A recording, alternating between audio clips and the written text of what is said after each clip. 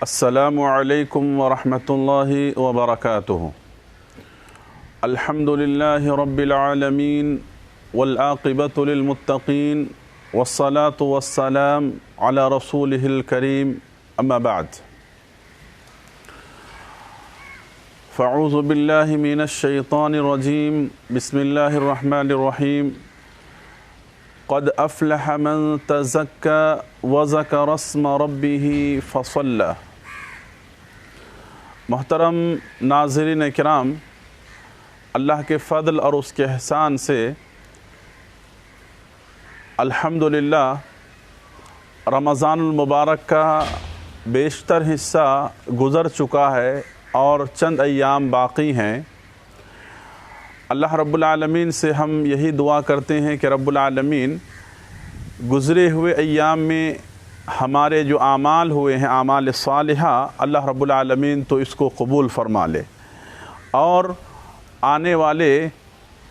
جو وقت ہیں چند دن باقی ہیں، اللہ تعالیٰ اس میں ہمیں خوب عبادات کرنے کی اللہ ہمیں توفیق نصیب فرما۔ محترم ناظرین کرام، آپ کے سامنے ابھی اس مختصر وقت میں فطرہ کے تعلق سے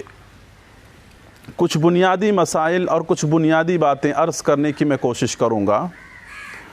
رمضان المبارک اور روزے کے احکام اور مسائل میں سے ایک صدقۃ الفطر بھی ہے، جسے زکوٰۃ الفطر یا فطرانہ بھی کہا جاتا ہے۔ یہ ادا کرنا ہر مسلمان پر واجب ہے، ضروری ہے، لہذا اس کے تعلق سے کچھ بنیادی باتیں اور کچھ معلومات اور کچھ تعلیمات بہت ضروری ہے جو آپ کے سامنے بیان کرنا چاہتا ہوں۔ سب سے پہلے میں نے قرآن مجید کی ایک آیت آپ کے سامنے تلاوت کی۔ اللہ تبارک و تعالی بیان فرما رہے ہیں کہ قد افلح من تزکى وذکر اسم ربہ فصلی، کہ فلاح پا گیا یا کامیاب ہو گیا وہ شخص جس نے پاکیزگی اختیار کی اور اپنے رب کا نام یاد کیا اور پھر نماز پڑھی۔ اس آیت کریمہ کے تعلق سے اس آیت میں جو تزکیہ ہے اس سے مراد صدقۃ الفطر ادا کرنا ہے، جیسا کہ صحیح ابن خزیمہ میں نبی اللہ کے رسول صلی اللہ علیہ وسلم سے اس آیت کے بارے میں پوچھا گیا تو آپ صلی اللہ علیہ وسلم نے ارشاد فرمایا کہ صدقۃ الفطر کے بارے میں یہ آیت نازل ہوئی۔ میرے بھائیو، صدقۃ الفطر کی فرضیت اور اہمیت کا اندازہ آپ اس بات سے لگائیں، حضرت عبداللہ بن عمر رضی اللہ عنہ راوی حدیث ہیں، بخاری مسلم کی روایت ہے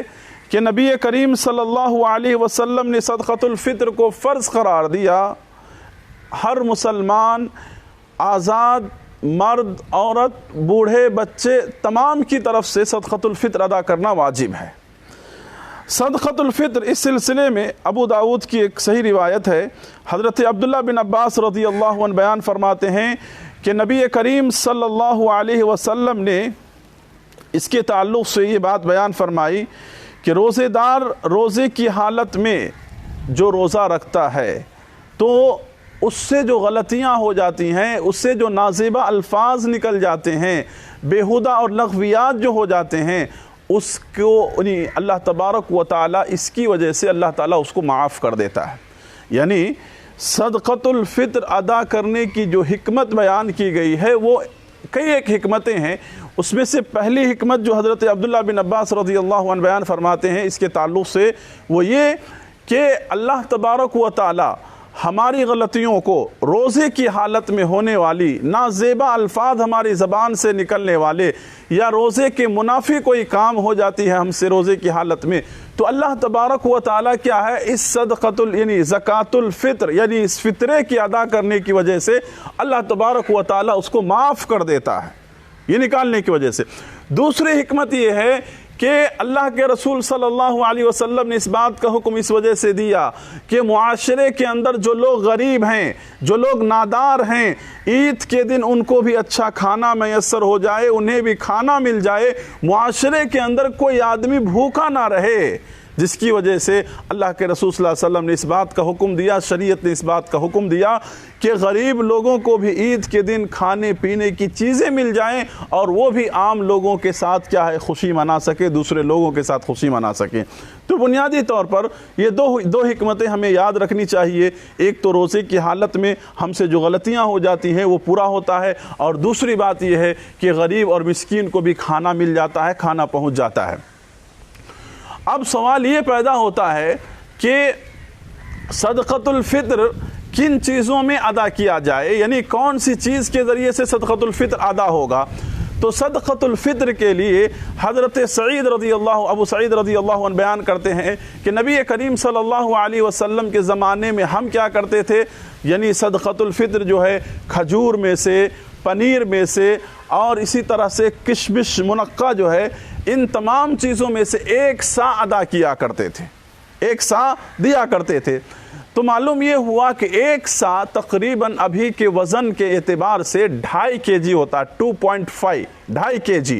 تو ہم جو بیسک طور پہ جو غذا ہم کھاتے ہیں، جو اجناس ہم استعمال کرتے ہیں، جو غلہ کھاتے ہیں، جو قیمت کا، جس قیمت کا، اسی میں سے، اسی کوالٹی میں سے ہم کو کیا ہے ادا کرنا ہے وہی چیز۔ اور دوسری بات یہ ہے کہ صدقۃ الفطر کی ادائیگی ہم غلہ اور اناج سے کرنے کی کوشش کریں۔ اللہ کے رسول صلی اللہ علیہ وسلم نے اور آپ کے صحابہ نے غلہ اور اناج کے ذریعے سے صدقۃ الفطر کو ادا کیا، تو ہمیں بھی صدقۃ الفطر کیا ہے انہی چیزوں کے ذریعے سے ادا کرنا چاہیے۔ اگر کوئی آدمی پیسہ دے دیتا ہے یا اس کے بدلے اور کوئی چیز دے دیتا ہے تو یہ چیز کیا ہے، سنت کے خلاف ہے، سنت کے منافی ہے۔ تو لہذا جو سنت طریقہ ہے اس کو ہم اپنانے کی کوشش کریں۔ کیا صحابہ کرام کے زمانے میں ان کے پاس پیسے نہیں تھے، دینار و درہم نہیں تھے باقاعدہ طور پر، اگر دینا اس سے ضروری ہوتا تو دے سکتے تھے، لیکن اس کے ذریعے سے جب انہوں نے نہیں دیا تو اس سے بات معلوم ہوتی ہے کہ باقاعدہ طور پر غلہ اور اناج ہی نکالنا چاہیے اور دوسری صورت سے آدمی کو اجتناب کرنا چاہیے۔ اب بہت سارے لوگ کیا ہیں اس کے تعلق سے غلط فہمی کے شکار ہیں، یعنی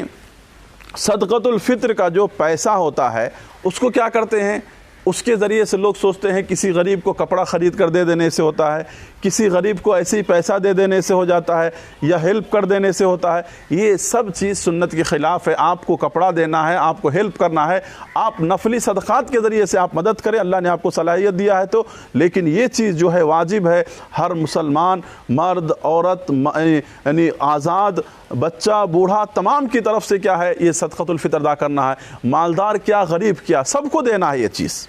تو لہذا اس بات کو ہم دھیان میں رکھیں۔ دوسری بات یہ ہے کہ صدقۃ الفطر آدمی کو کب ادا کرنا چاہیے، اس کا ٹائم کیا ہے، اس کا صحیح وقت کیا ہے۔ تو صدقۃ الفطر کے تعلق سے ہمارے ذہن کے اندر یہ بات ہونی چاہیے کہ اللہ کے رسول صلی اللہ علیہ وسلم کی جب احادیث کو ہم پڑھتے ہیں تو یہ بات معلوم ہوتی ہے کہ صدقۃ الفطر عید کی نماز سے پہلے ادا کرنا چاہیے، عید کی نماز سے پہلے عیدگاہ جانے سے پہلے ادا کیا جائے۔ اگر کوئی آدمی ایک دن پہلے ادا کرتا ہے تو کوئی حرج نہیں ہے، اور اسی طرح سے کہیں پر صدقۃ الفطر کے مال کو، غلہ کو جمع کرنے کے لیے 1-2 دن پہلے جمع کیا جا رہا ہے، اجتماعیت کے ساتھ ادا کیا جا رہا ہے، تو اس میں بھی کوئی حرج نہیں ہے۔ اور اگر کوئی آدمی اپنے رشتہ دار کو دور بھیجانا چاہتا ہے 1 دن یا 2 دن پہلے اگر دینا چاہ رہا ہے تو مجبوری ہے، دور پہنچانے ہے اس غلے کو تو دے سکتا ہے، لیکن بہتر اور سنت اور افضل عمل یہ ہے اللہ کے رسول صلی اللہ علیہ وسلم کا کہ آخری وقت میں، یعنی عید سے پہلے یعنی 1 دن پہلے آدمی اس کو ادا کرنے کی کوشش کرے، زیادہ پہلے اس کو نکالنے کی کوشش نہ کرے۔ اب کوئی آدمی اگر 10 رمضان کو ہی دے دے یا کوئی آدمی اگر 20 رمضان کو ہی دے دے تو یہ صحیح نہیں ہے، سنت کے خلاف ہے یہ چیزیں۔ لاسٹ میں جب دینے کا حکم ہوا ہے تو ہم کو لاسٹ میں ہی دینا چاہیے، یعنی عیدگاہ جانے سے پہلے یاد رکھنا چاہیے۔ عید کی نماز کے بعد اگر ہم دیتے ہیں تو یہ کیا ہے، عام صدقہ ہو جائے گا، صدقۃ الفطر نہیں ہوگا، اور وہ انسان باقاعدہ اس معاملے میں اللہ رب العالمین کے پاس پوچھا جائے گا، وہ انسان اللہ رب العالمین کے پاس گنہگار ہوگا۔ میرے بھائیو، صدقۃ الفطر کے تعلق سے اور ایک بات یہ بھی ہمیں یاد رکھنی چاہیے کہ صدقۃ الفطر یعنی آدمی اگر اپنے طور پر انفرادی طور پر اگر ادا کر رہا ہے اپنے گھر کے اندر جو لوگ ہیں ان کی طرف سے تو یہ بھی درست طریقہ ہے، اور اگر معاشرے کے اندر کہیں پر ایک یونٹ بنی ہوئی ہے جہاں پر سب لوگ اپنا فطرے کا اناج یا غلہ وہاں پر پہنچا دے رہے ہیں تو اس کو ایک ساتھ جمع کر کے اگر بانٹ رہے ہیں تو یہ بھی صورت صحیح ہے، اس میں بھی کوئی حرج کی بات نہیں ہے۔ ہمارے ماتحت میں جتنے بھی لوگ زندگی گزار رہے ہیں ان تمام کی طرف سے گھر کے سرپرست کو ادا کرنا ہوگا۔ ہمارے ماتحت میں جتنے بھی لوگ ہیں، ہمارے انڈر میں جتنے بھی لوگ ہمارے زندگی گزار رہے ہیں سرپرستی میں، تو ان تمام کی طرف سے گھر کے سرپرست کو ادا کرنا ضروری ہے۔ یہاں تک کہ عید کی نماز سے پہلے اگر کوئی بچہ پیدا ہو جاتا ہے، عید کی نماز سے پہلے اگر کوئی بچہ پیدا ہوتا ہے تو اس کی طرف سے بھی صدقۃ الفطر ادا کی جائے گی، اس کی طرف سے بھی صدقۃ الفطر ادا کی جائے گی۔ تو یہ کچھ بنیادی باتیں تھیں آپ کے سامنے میں نے صدقۃ الفطر کے تعلق سے رکھا کہ صدقۃ الفطر کیا ہے، یہ واجب ہے، ہر مسلمان کی طرف سے اس کو ادا کرنا ہے، یعنی غلام کیا، آزاد کیا، امیر کیا، غریب کیا، سب کی طرف سے دینا ہے، چھوٹے بڑے تمام کی طرف سے۔ دوسری بات یہ ہے کہ غلہ اور اناج کے اندر ہی کیا ہے اس کو نکالنا چاہیے، پیسہ دینے سے اور دوسری چیز کرنے سے کیا ہے ہم کو اجتناب کرنا چاہیے، یہ سنت کے خلاف چیز ہے۔ اور تیسری بات جو بتایا گیا وہ صحیح ٹائم یہ ہے، صحیح وقت یہ ہے کہ عید کی نماز سے پہل اس کام کو انجام دے دیا جائے۔ عید کی نماز کے بعد اگر اس کام کو انجام دیا جائے تو یہ چیز کیا ہے، صدقہ، عام صدقہ ہو جائے گا، صدقۃ الفطر نہیں ہوگا۔ تو ان باتوں کا خیال کیا جائے، اور جس نے اپنے آپ کو پاک کیا، اپنے نفس کو پاک کیا اور اپنی ذات کو پاک کیا گناہوں سے، گندگیوں سے، ان تمام چیزوں سے، تو یقین مانے کہ وہ انسان کیا ہے، کامیاب ہو گیا، اللہ کا نام لیا وہ انسان کامیاب ہو گیا۔ تو میرے بھائیو، رمضان المبارک کے اس بابرکت مہینے میں ہمیں اس کام کو انجام دینا ہے، یہ واجبی چیز ہے، اور اس خیر کے کاموں کو کرنے سے ہرگز پیچھا نہ ہٹیں۔ اور دوسری بات یہ ہے کہ رمضان المبارک کے اس بابرکت مہینے میں ہم اپنے اڑوس پڑوس میں اس کے علاوہ بھی بہت سارے یتیم ہیں، غریب ہیں، بیوائیں ہیں، مسکین ہیں، اپنی نفلی صدقات کے ذریعے سے ہم ان کا خیال کرنے کی کوشش کریں، انہیں خوشیاں دینے کی ہم کوشش کریں، ان کے ساتھ اچھائی اور ہمدردی کرنے کی کوشش کریں، اور ان کے حق میں ان کی تعاون کرنے کی ہم کوشش کریں میرے بھائیوں۔ اور ابھی بالخصوص لاک ڈاؤن کی حالت میں ہر انسان پریشان ہے، مزدور طبقہ ہے، غریب طبقہ ہے، ان لوگوں کا خیال ہم کرنے کی کوشش کریں تاکہ اللہ رب العالمین کے پاس ہماری کامیابی ہو سکے اور ہر طرح سے ہم نجات پا سکیں۔ تو اللہ رب العالمین سے ہم یہی دعا کرتے ہیں کہ رب العالمین جو بات کہی گئی ہے، کہنے والے سننے والے کو ان باتوں پہ عمل کرنے کی توفیق عطا فرما، اور ہر طرح کی کوتاہیوں سے اللہ ہماری حفاظت فرما، آمین۔ وآخر دعوانا ان الحمد للہ رب العالمین، وصلی اللہ علی نبینا محمد، والسلام علیکم ورحمۃ اللہ وبرکاتہ۔